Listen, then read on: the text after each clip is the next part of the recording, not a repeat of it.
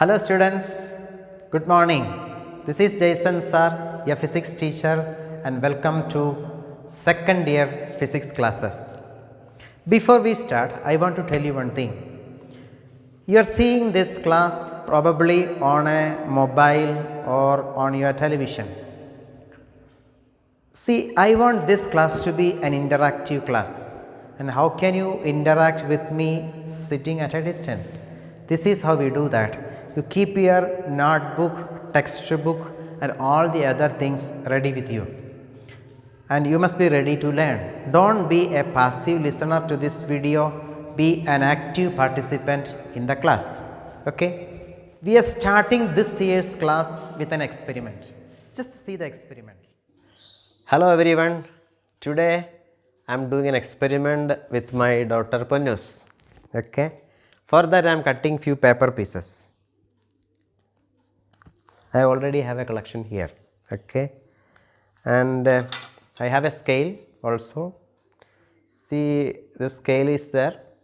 See what I am doing. I am showing that scale to the paper pieces. The paper bits are unmoved. It is there. Okay.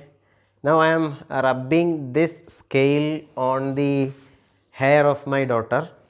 Okay. I am selecting this hair, not this hair, because it is very dry. Okay. I am rubbing it hard. And now I am showing that scale to the paper bits. Wow, you see this, what happened? Lot of paper bits are jumping to the scale. Now why this is happening? We will explain that. For explaining this, what we do is like this.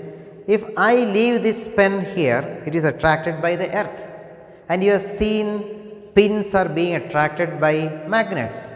This is also a similar situation. How do we explain this? This is how it is. You may write that in your notebook. Write it.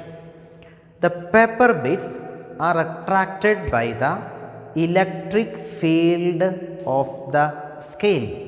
So, you are learning a new term, electric field.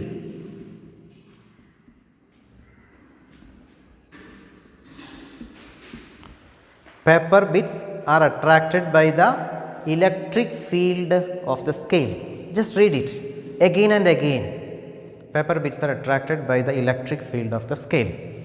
Now, the question is, the scale was shown to the paper bits even before rubbing on the hair.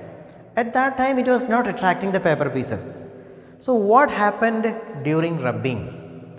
During rubbing, this is what happened.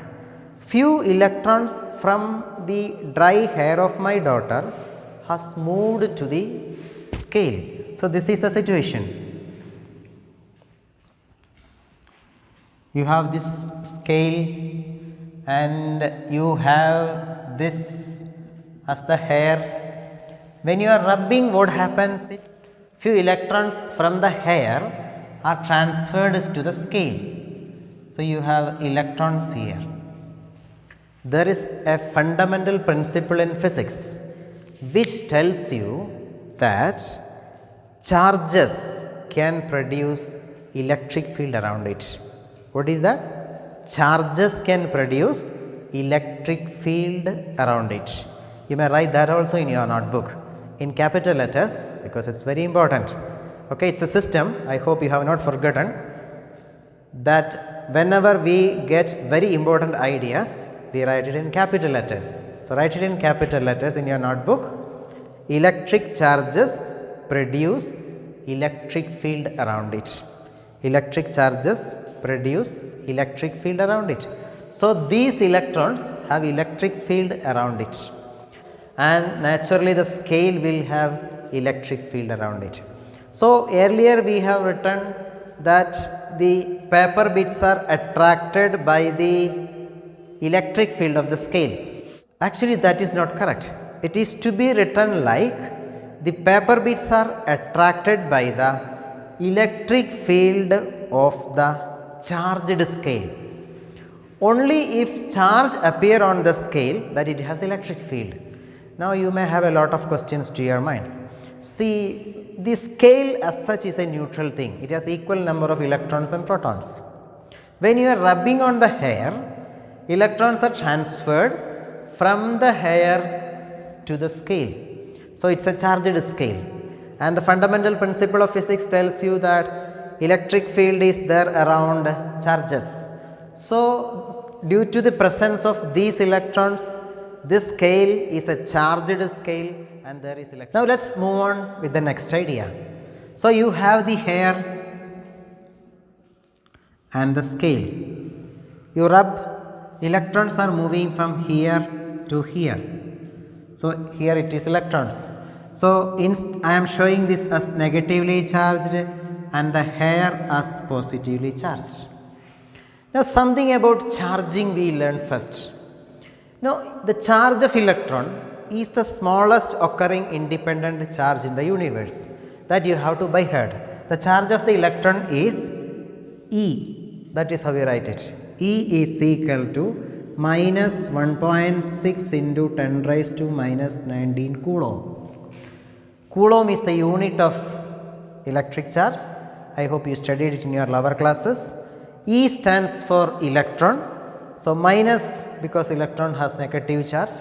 If it is proton, the same charge is there, only thing is the sign is positive. So, E is equal to, you may write it in your notebook, the charge of the electron E is equal to minus 1.6 into 10 raised to minus 19 coulomb. By heart it. Coulomb, it is not Coulomb, it is Coulomb, Charles Augustus Coulomb. We will discuss about this gentleman bit later. Okay. So, what is the charge of an electron? This much. We usually write E. So, wherever you happen to see E, you must understand that is charge of the electron. So, if you ask me what is the charge of this scale, I must say 3E, because 3 electrons are there. If you want to find the exact charges, you should multiply 3 times this. Okay. And since 3 electrons are moved over here, the charge of the head will be 3E plus, or this is 3E minus, correct, no? So, usually we use the symbol Q for that. So, Q of scale, Q stands for how much charge is there. Usually capital letter Q or small letter q is used. So, Q is equal to, here for the scale it is minus 3E, and here for the head it is Q head is equal to plus 3E. Now, if you rub harder, probably few more electrons will be going there. Once again I want to remind you, charging is a process of electron transfer. So, if you transfer 1 electron, it will be 1E. Since here I transferred 3 electrons, it is 3E. If you transfer 10 electrons, it is 10E. If you transfer n electrons, the charge will be Q is equal to Ne. If you transfer electrons to this scale, its charge is negative. If it is head, it is positive. So, you can generally write Q is equal to plus or minus Ne. Any charged object you find in the universe, its charge will be an integral number of electric charges, because charging is a process of electron transfer. It can be positive or negative, because if the object is getting electrons, it is minus Ne. If it is giving away electrons, it is plus Ne. So, the charge in general on any object will be plus or minus Ne. This idea is called quantization of electric charge. What is that? Quantization of electric charge. So, you may write that in your notebook. Charge on any object is an integral multiple of electronic charge. Charge on any object is an integral multiple of electronic charge. That is, Q is equal to plus or minus Ne, where n can be 1, 2, 3 or any number, any integral number. You may wonder why this gentleman is repeating these classes, why this second year physics is taught as if we are taking classes to a KG child or a first standard child or a beginner child.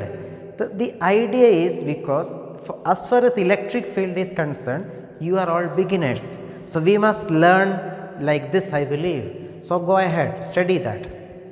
We said you can charge objects by transferring electrons.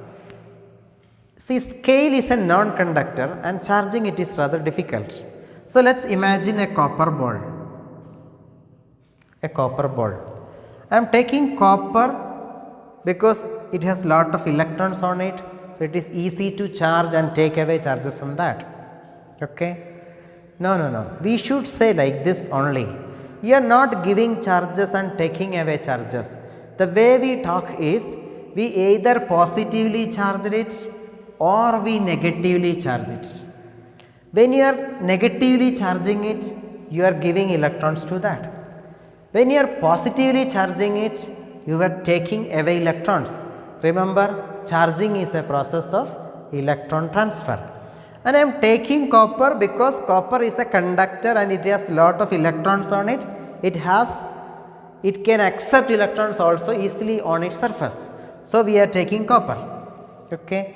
And if you give few electrons to that, like if I give 2 electrons, will these 2 electrons stay here on the surface like that? No. Electrons are free to move. So, what happens is, if I give 2 electrons, 1 electron will stay here and the other electron will come over here, not here. So, let me erase that from there. Okay. So, if I give one more electron and if I give one more electron, these 2 electrons also will rearrange. So, this is the idea. If you are giving some 1000 electrons to that will be uniformly distributed over the surface. This is because it is a copper ball. If it is a scale or a duster like this, if I am giving charges to that will stay there where I am giving it. But as it is a conductor, it redistributes such that it is distributed uniformly over the entire surface. This you should understand. Just imagine I am charging this copper ball. I am charging. Say I am giving charge to that. I can say what is the unit of charge? Coulomb. Say just imagine I am giving some 5 coulomb charge to this. 5 coulomb charge. Say I am giving electrons to this. Means the charge I am trying to give is minus 5 coulomb. Now the question is this possible? I am bringing this discussion because this is not possible. Because coulomb is a rather big unit of charge. See, remember this idea. 1.6 into 10 raised to minus 19 coulomb is 1 E. Okay. Now, for 1 coulomb, how many electrons are to be given? For minus 1 coulomb. Okay. The number of electrons is 1 by 1.6 into 10 raised to minus 19 electrons. This equals to 6.25 into 10 raised to 18 electrons. So many electrons have to be given to this copper ball to make its charge to be minus 1 coulomb. In practice, this is impossible. The reason is, you can explain it in many ways, but a simple explanation I can give you is, you give 1 electron, it stays here. You give 1 more electron, it is here, and if you give more and more electrons, all those electrons will be on its surface, and if you bring 1 more electron, just imagine this is an electron, if I am bringing it here, all these electrons will repel this. You are familiar with that idea. So, it is difficult to bring it in here. Okay, somehow I am putting it here.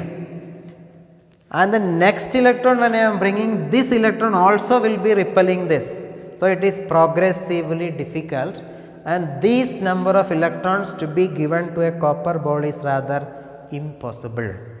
So, what we should understand is this coulomb, very large unit of charge. So, you cannot simply give 1 coulomb's charge to a copper ball, that is a very large unit. So, what we should do is, in practice we probably give 1/1000th of a coulomb. 1/1000th of a coulomb means coulomb divided by 1,000,000, 10 raised to 6. That is 10 raised to minus 6 coulomb microcoulomb. So usually we say we give a charge of say 5 microcoulomb to that, minus 5 microcoulomb or minus 10 microcoulomb, etc. Even this is also slightly larger unit. In practice another unit we use is 10 minus say some 9, what is this, picocoulomb, and minus 10 nanocoulomb, etc. So the next idea we are learning is coulomb is a rather large unit of charge. So you cannot charge objects to coulombs. We usually charge it to nanocoulombs, picocoulombs, microcoulombs, etc. So we recollect what we learned today. Scales, when rubbed on hair, gets electrons, gets charged up and can produce electric field around it. That is the first idea. The second is electric charges produce electric field around it. The third is charging is a process of electron transfer. The fourth is coulomb is a rather large unit of charge. You cannot give charges in coulombs. We usually charge it in nano, pico or microcoulombs. Okay. Now I request you to experience electric field.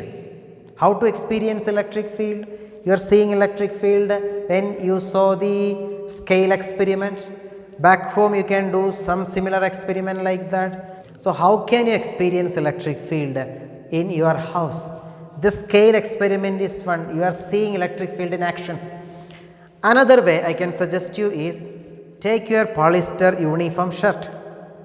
Hold it in front of your body. Will the shirt come towards you? Definitely no. You iron it few times, hard ironing. Then you hold it near your body. You will see that your shirt is coming closer to your body. Your shirt is attracting you. We say the electric field of the charged shirt is attracting you. Electric field of the charged shirt. Some charge transfer occurred, of course electrons, electron transfer only. Some charge transfer occurred during the process of ironing. Okay. Or another experiment I can show you is you take a balloon, blow air into that, try to hold it in your wall. Will they stay there? No. But rub it on your body. Then you stick it there, it sticks there. Because during the process of rubbing, some electrons transferred somewhere. We are not interested in how it transferred, where it transferred, etc. Now the balloon is sticking to the wall because of the electric field of the balloon. No, because of the electric field of the charged balloon. So you can produce electric field simply by the accumulation of charges. That is the idea for you today. After creating electric field in your house on your own electric field, please tell your friends that electric field can be created very easily at home and share this class with your friends. So how you created electric field, please put it on your comments box. Thank you for watching.